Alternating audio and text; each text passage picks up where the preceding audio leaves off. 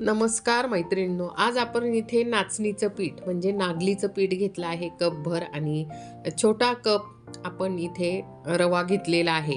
तर आज अगदी छान नाचणीच्या पिठापासून अगदी पौष्टिक असे आपल्याला एक पदार्थ बनवायचा आहे. त्याच्यानंतर आपण ह्या ठिकाणी दही घेतलेलं आहे. दही माझ्याकडे थोडंच होतं, तर दही टाकलेलं आहे. नाचणीचं पीठ मोठा कपभर आणि अर्धा कपभर आपण रवा घेतलेला आहे आणि याच्यात दही टाकलेलं आहे. तर असं हे दही टाकून 5-1 मिनटं आपण इथे आता मुरवू देणार आहोत. तर पूर्ण रेसिपी बघा, खूप सुंदर अशी रेसिपी येणार आहे आणि झटपट होणारी. लहान मुलांना नाचणीचं पीठ खूप छान असतं.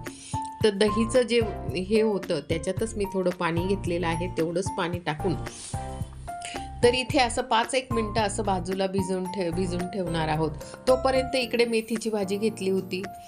त्याच्या आधी आपण इथे चटणी बघणार आहोत. तर आधी लसूण टाकलेला होता, त्याच्यात खोबरं टाकलं, कोथिंबीर टाकली आणि शेंगदाणे आणि हिरवी मिरची त्याचं वाटण तयार करून घेणार आहोत. हे बघा तव्यावर शेंगदाणे आणि हिरवी मिरची. आता आणि त्याच्यामध्ये आपण चटणीसाठी घेतलेलं तुम्हाला दाखवलंच आहे खोबरं. तर इकडे आधी मेथीची भाजी चिरून घेतली होती, नंतर आता इथे पालक चिरून घेणार आहोत. तर इथे मेथी पालक आपण इथे टाकलेला आहोत. त्याच्या आधी आपण इथे जे एका साईडला जे आहे तर इथे आपण चटणी बनवून घेणार आहोत. सगळ्यात आधी थोडंसं तेल टाकलं, मोहरी टाकली, जिरं टाकलं, असं छान असं तडतडू दिलेलं आहे. त्याच्यानंतर आपल्याला इथे आपण जे वाटण केलेलं होतं मिक्सरमधून ते वाटण टाकत आहोत. या ठिकाणी इथे वाटण टाकून देत आहोत आणि आपली चटणी तयार झालेली आहे. त्याच्यानंतर इकडे आपण जे दही टाकून जे वाटण तयार नाचणीचं पीठ आणि रवा टाकून जे केलेलं होतं त्याच्यात थोडंसं मीठ टाकला, हिंग टाकला. तर इथे मेथी आणि कोथिंबीर, आता आपण इथे मेथी आणि कोथिंबीर टाकलेली आहे. तुम्हाला ज्या भाज्या टाकायच्या त्या तुम्ही गाजर टाकू शकतात, टमाटर टाकू शकतात, कांदा टाकू शकतात. तर मी कांदा टाकणारच आहे, पण मला हे पालेभाज्यांचंच करायचं होतं आणि सकाळी सकाळी असा पौष्टिक नाश्ता. आणि इथे कांदा टाकलेला आहे. हा कांदासुद्धा आपण एक मोठा कांदा घेतला होता आणि तो टाकलेला आहे.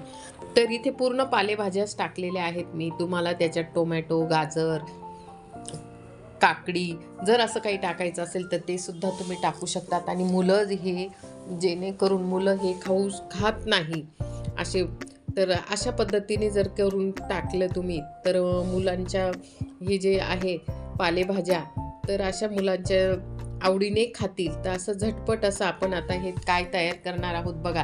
हे असं थोडंसं पातळ बनवलं आहे, थोडंसं परत पाणी टाकलेलं आहे आणि पातळ. तर आप्पे पात्र घेतलेले आहेत आणि त्याच्यात छोटे आपण हे नाचणीच्या पिठाचे आप्पे बनवणार आहोत. अगदी पौष्टिक असे हे नाश्त्याला आप्पे येणार आहेत. तर हे बघा अशा पद्धतीने आपण जे दह्यात जे भिजवलेलं होतं ते ह्या ठिकाणी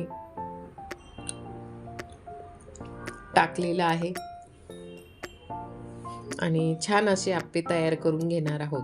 तोपर्यंत तुम्ही माझ्या चॅनलला जर नवीन असाल तर माझ्या चॅनलला सबस्क्राईब करून घ्या, लाईक करून घ्या. मी असे नवनवीन व्हिडिओ नेहमीच करण्याचा प्रयत्न करत असते. काही जुने घरांचं असते, काही मंदिरांचे ब्लॉग असतात माझे. आणि असं छान असं हे आपण हे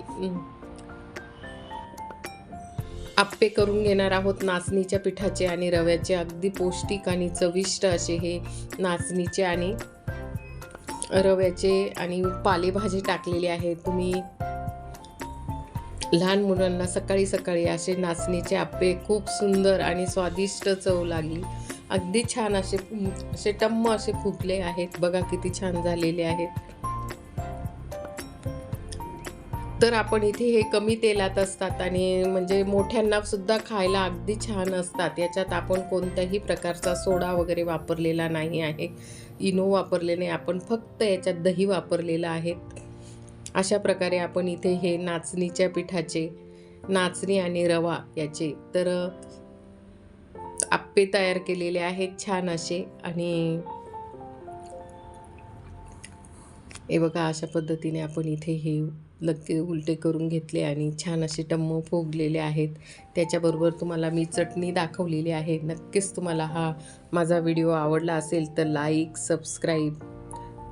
बघा आपले असे छान असे आप्पे तयार झाले आहेत आणि चटणीसुद्धा मी दाखवलेली आहे. ते बघा या ठिकाणी आता बघा भाजीपाला किती छान असा तिथे आहे ना, आवडीने मुलं खातील आणि अगदी पौष्टिक असे हे आप्पे तयार झालेले आहेत. तुम्हाला नक्कीच माझा व्हिडिओ आवडला असेल तर लाईक, शेअर, कमेंट. हे बघा खूप छान असे हे आप्पे तयार झालेले आहेत. मी तर खाऊन बघितलं लगेच आणि बघा परत एकदा मी तुम्हाला छान असे मधून शिजलेले आहेत आणि खूप सुंदर असे हे नाचणीच्या पिठाचे आप्पे.